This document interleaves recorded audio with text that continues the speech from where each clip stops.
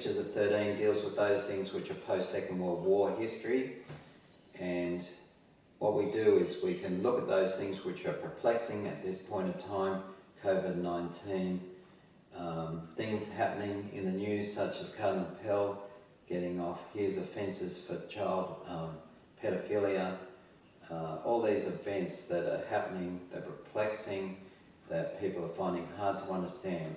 We can go back particularly to that beginning of the post-Second World War history to understand, to find out what is going on.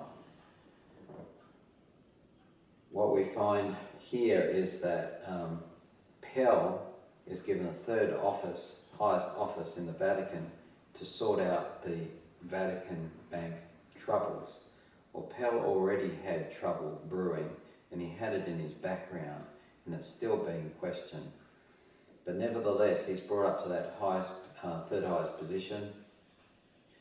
What had happened as part of the climax also to the Vatican Bank was that someone had been found hung underneath the notoriety underneath the London Bridge. And so when we wind back the pages back into the history, what we find is the beginning of the CIA, and the CIA was headed up by Donovan of the OSS, so post pre-CIA we have the OSS, and so Donovan would head this up. He was a double Purple Heart recipient from the war. He was a lawyer, so we find in the CIA lawyers, bankers, people who have connections with media, and as I said, it's the Catholic branch of intelligence that's formed here, that's going to use the strongest nation on earth to set about to do a lot of its bidding. This is no different to in the past history of what we find France initially being used by the papacy to do its work in the formation of the papacy.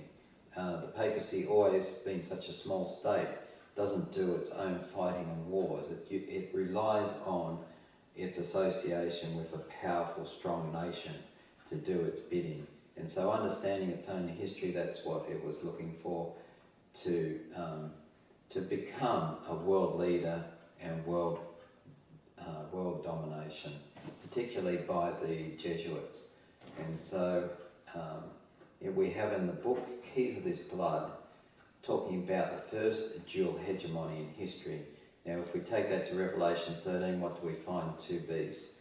One from the sea, if we want to say the Holy See, and another one, a lamb-like beast. Has a Protestant persona. What perfectly fits that power is the USA. In the beginnings we have,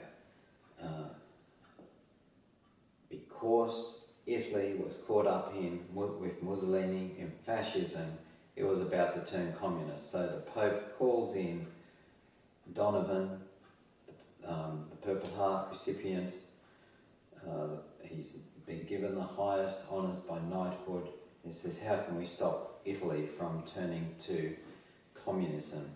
He said, look, we can help you out if we can take money through your bank. So what happens from that point is that they need to find how they can get money also for their clandestine operations, for their operations outside of the United States, that the public or the taxpayers would not be agreeable to. And so Helliwell, also from the OSS, from the Asian division of the OSS, says we can do what they did in China. In China, to fight the war with Chiang Kai-shek, in which he was involved, they were using drugs to fund the war. And so he said we can sell heroin to the black community. So in the jazz clubs, they smoke weed already, so we can sell them heroin. And so this is how the whole thing got started. Now that's just a little start, that's just a little inkling into what's going on. It just broadens out and mushrooms like a nuclear bomb. The whole thing mushrooms out into the days, into the time in which we live now. Now these things were spoken of in Scripture. God does not leave us without knowing the world around us and the future. He has given that, because there's many interpretations, to a commandment-keeping people. He says, if you love me, keep my commandments, my Father will love you, we will love you, and we will manifest ourselves to you. How would God manifest himself? Well, by studying his word prophetically, physically, intellectually, spiritually. So God makes the whole person round. It's not an intellect of the world. It's not an understanding of health and physical things of the world. It's not an understanding of prophetic things of many different churches and denominations, but to those who will be willing, who are commandment-keeping people, who take on the signature of the Creator, and that signature is in his fourth commandment.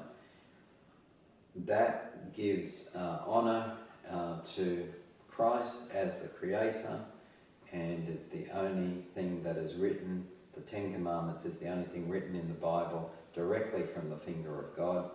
And of those 10 commandments, the sign or the mark is the fourth commandment.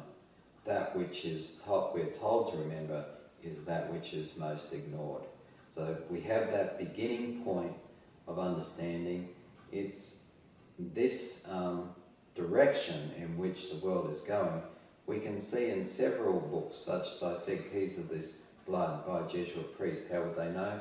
Because they're directing those things which are going on. The book Great Controversy, which is inspired.